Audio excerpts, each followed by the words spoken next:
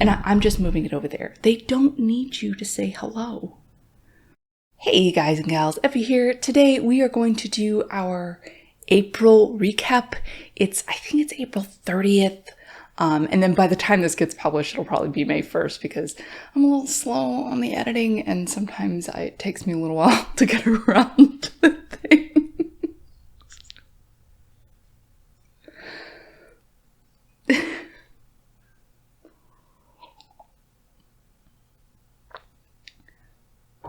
So this past weekend, not this weekend, but the weekend before, my husband and I went to Austin.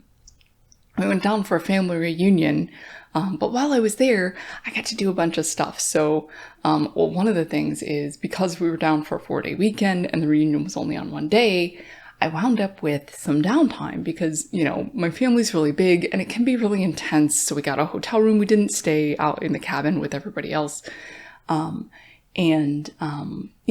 We would go home at about 8 o'clock and then, you have a couple hours before you go to bed.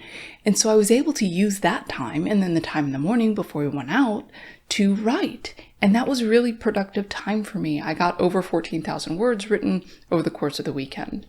And that's a lot of writing for me. Normally I kind of top out at around 2,000 and that's a lot. My average was just under 1,000 for Trophy Braid. It's been a bit higher for this second novel.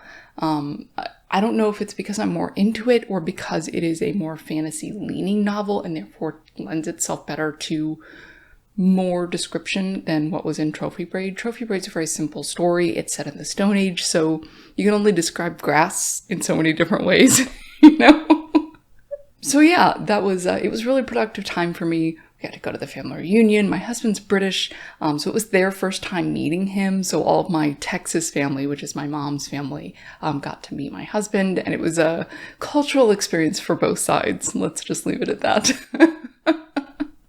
While I was down there, we also got to go to this really cool little indie bookstore in a town called Killeen, which is near Fort Hood, if you're familiar with that part of Texas. And I really liked it. The people there were fantastic. We were able to find some books that we liked. Mort and I both got books, and then my little niece, grandniece, I guess she is, that went with us, she got a book too. So they've got a great children's corner section, which I thought was fantastic. And so far as I can tell, their book selection is indie pub, self-pub. Not that they don't have Big Four publishing books there, they do, but they seem to be more independent focused and potentially more female author focused and potentially more BIPOC author focused, which I thought was really cool. At least that's what I gathered from looking through their selection. There was a section that they were remodeling, so I wasn't able to record that for you, but I'll put some footage on the screen so hopefully you can see it.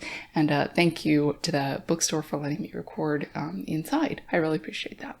While we're here, if you're enjoying this video, please like and subscribe it. It helps me out a ton. YouTube does this really funky thing where they just randomly unsubscribe people. So even if you've already subscribed before, make sure that you still are. Of course, hit the little bell. I don't know why they're doing that, but it's happening an awful lot. And it's discouraging to work at something and to watch it go backwards from a glitch or an ingrained system that you have no control over. So yeah, if you could hit like and subscribe, that would be fantastic.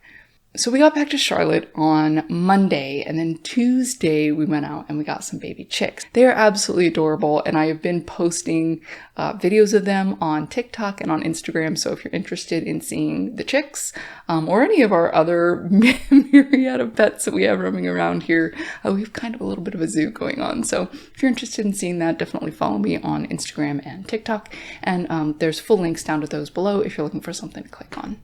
As far as writing updates go, aside from the massive 14 and a half, give or take, 1,000 words that I wrote over the 4-day weekend while we were in Austin, I also had a discussion with my partner while I was there. And the whole time while I was writing Trophy Braid, I was very anxious about what might be construed as cultural appropriation. There's a debate within the author community and then the broader book community about whether or not white authors should write books about people of color. And I was not looking forward to wading into that debate. That's not why I was writing the book. Beyond that, anytime you're discussing a sensitive topic like race, people are going to get their noses bent out of shape, right? Like, it doesn't matter what you say or how you say it or why you're saying it. Somebody somewhere is going to misconstrue it. They're going to take it out of context and they're going to use it as a weapon against you. And I am just not interested in that. I don't have any desire to get involved in that conversation at all. With Cindy actually did a really good video on this topic, so I'll make sure that I link that below. She does a lot of bookish content and she's super cute and fun. And yeah, she did a pretty good job of covering both sides of the, okay, so if you don't want white authors to write BIPOC characters, then all of their books are going to be all white casts. And if you do want them to write BIPOC characters, then you trash them when they make a mistake or what you perceive as a mistake about a culture or something like that, then you trash them because they've made the mistake. And there's never any room for them to get it right. There's never any room for them to grow or to correct their mistakes. When they do make a mistake, you won't let them apologize. And I'm just like, yeah, that sounds about right. I don't want to do that. That does not sound like a good time to me. So because of all of that, I've decided to move Trophy Braid off-world. I've decided I can tell the same basic story and it have the same meaning and impact without it being on Earth. Obviously, there's going to need to be some rewriting done, and obviously I'm going to have to make some adjustments, but I'm willing to do that work if it means I'm not attacked for something that I'm writing for good reasons. You know what I mean? So yeah, I'm basically just sidestepping around that whole conversation because I'm just not interested in having it. So yeah, that's what I'm working on right now. I'm working on pretty major rewrites for Trophy Braid. I'm about 50,000 words, a little bit more, into my second novel, which is the first novel in a 3-part series. And I am just super excited to start moving forward on these things.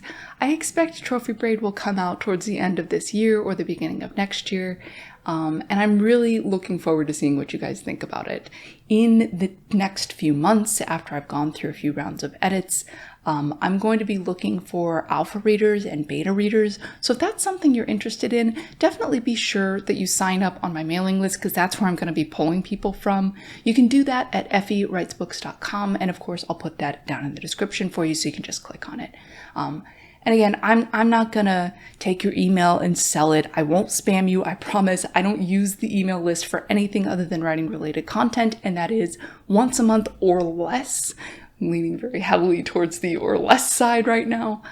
So I'm not going to spam you. I'm not going to sell it. I'm not going to share it with anybody. It's just so that I have a way of gauging interest and knowing who I should reach out to when people want to beta read or alpha read or anything like that. So I'll probably pick 4 or 5 people to do alpha reading, which is going to be like rough draft reading before it goes to the editor. So if I know if I have any like major changes that need to be made, I can make them then, and then it'll go off to the editor and it'll get all cleaned up, and then I'll have beta readers go through it and then, let them pick out any errors that we've missed. Yeah, and then it'll go through final edits and publishing and all that.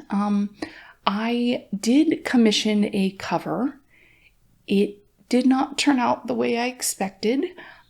So the guy is reworking it right now, but if that doesn't work out, or if it does, either way, we'll do a video about the cover and sort of my experiences hiring a cover artist here in the next few weeks. So yeah, that's all I've got for now. Thank you so much for watching. Have an excellent day, and I'll see you next time.